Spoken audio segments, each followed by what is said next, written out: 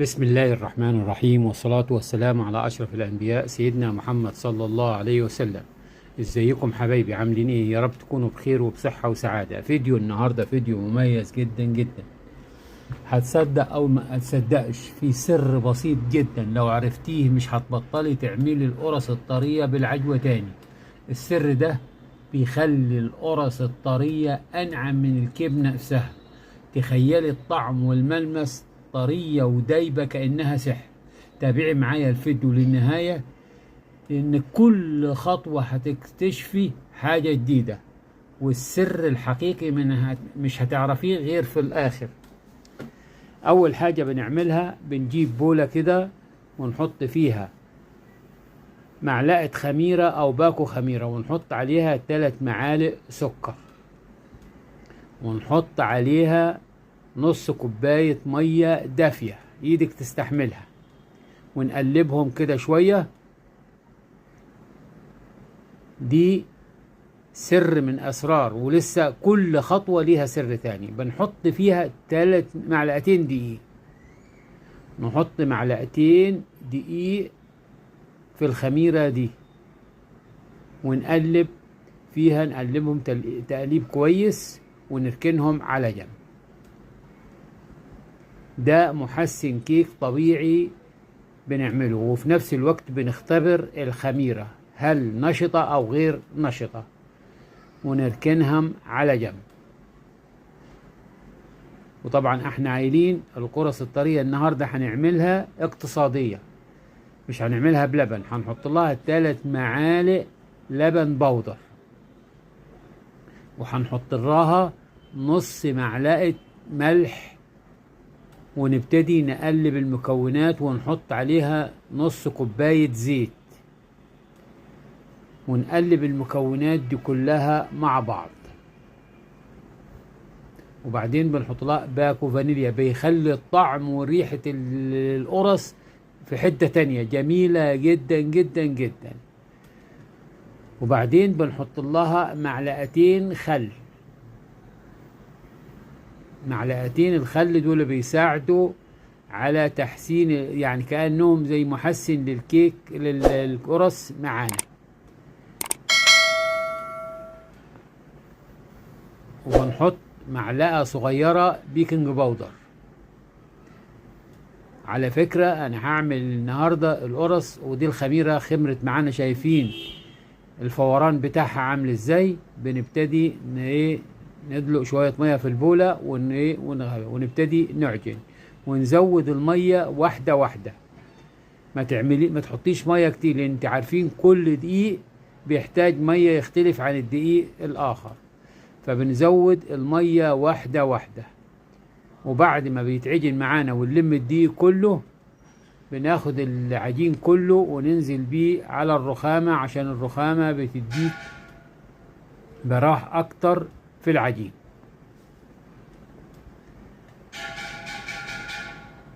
صلي على الحبيب قلبك يطيب، وشوف السر والجمال اللي هيطلع في النهاية. سر خطير وجمال خطير. نزود المية زي ما اتفقنا واحدة واحدة لحد ما نلم العجين كله، الدقيق اللي موجود في البولة، وناخده على الرخامة. أهم حاجة في القرص إنك بتعجنيها كتير، مش شوية بسيطة وخلاص عشان يديك العرق. وكده بناخدها على الرخامة ونبتدي نعجن فيها لمدة 3 دقايق. وبعد ال3 دقايق بنجيب نحطها ونغطيها ونسيبها 3 دقايق عشان يتربى العرق بتاعنا. وكل نريحها 3 دقايق ونعجن 3 دقايق.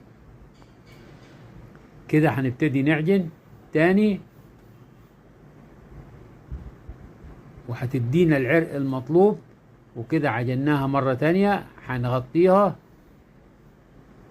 وبعد كده المرة التانية هنحط لها بقى معلقة زبدة، معلقتين سمنة او زبدة او زيت اللي متوفر عندك. انا حاطط هنا سمنة.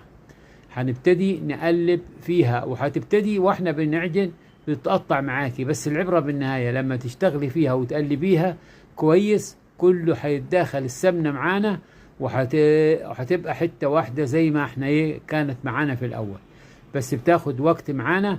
فهنبتدي نعجن فيها كتير لحد ما تتلم معانا تاني والسمنة تدخل في كل العجين. دي خطوة مهمة جدا جدا، وده سر من أسرار عمايل القرص الطرية سواء بالعجوة أو السادة. فلازم تعملي الخطوات اللي أنا ماشي بيها دي، هتديكي قرص طرية وعاملة زي الكيك. أنا هتشوفوها دلوقتي أو شفتوها في الأول انتوا، حاجة مفيش بعد كده. اللهم صل على النبي، الله أكبر. حاجة وريحة تجنن، احنا وشغالين دلوقتي ريحتها بتجنن. فخليكم معايا عشان تشوفوا كل الأسرار اللي أنا بقول عليها، عشان مفيش حاجة تعدي منكم. وكده اتلمت وغطيناها، وهنديها تقليبة تاني، عجنة شوية عجنة تاني وكفاية كده. ونحطها في بولة بعد ما ندهنها زيت، في بولة تانية نضيفها غير البولة اللي احنا عجننا فيها. هندهنها زيت ونحط فيها العجين، وندهنها زيت من فوق، وندهن زيت البولة نفسها ونغطيها.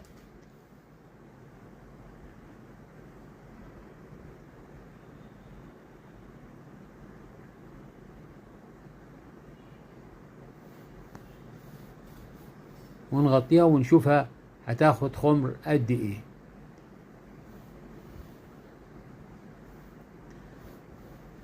وبعدين انا بقسم الخميرة، بقسم العجين بعد ما يخمر معانا، بقسمه لاتنين. بفرد النص في الصاج من تحت، والنص التاني بحط العجوة والجبنة، يعني نصها عملتها جبنة ونصها عملتها عجوة، وبفردها عليها. وبعدين بفرد النص التاني عليها، وبعدين برش لها السمسم وحبة البركة، وابتدي اقطعها. لما تبتدي تخمر بدهنها بالوش بتاعها بالبيض، زي ما انتم شايفين ان انا بعمل ايه دلوقتي. بدهنها وشها بالبيض، بيضة عليها شوية لبن، وبربهم شوية معايا كده وادهن بيهم الوش عشان يديني اللمعة اللي انا عايزها في القرص الطرية.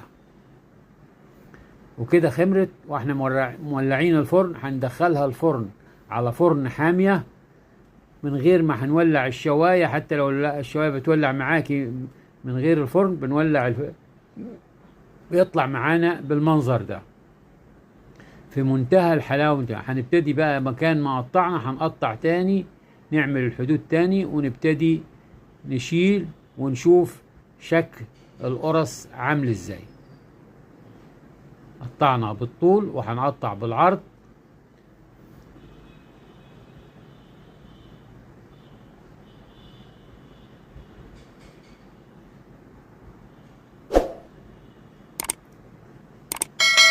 قرص جميلة جدا جدا جدا، في منتهى الحلاوة والطعامة والخفة، كأنك انت عاملة كيك مش عاملة قرص. شكلها اللهم صل على النبي، الله أكبر.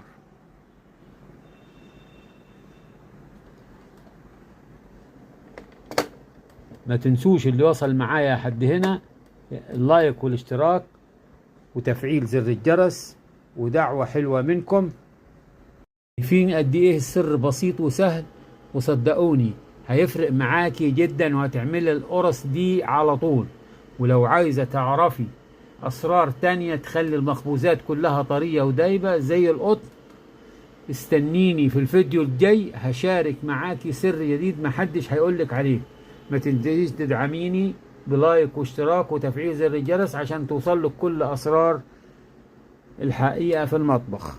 وإلى اللقاء في وصفة جديدة إن شاء الله، والسلام عليكم ورحمة الله وبركاته.